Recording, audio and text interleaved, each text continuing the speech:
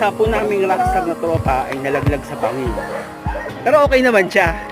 Oh. Kasi pa.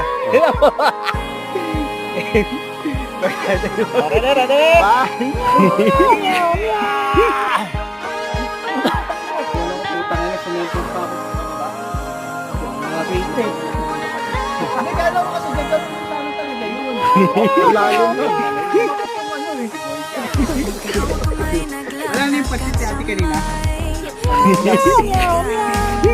Saksi ang alon at buwan.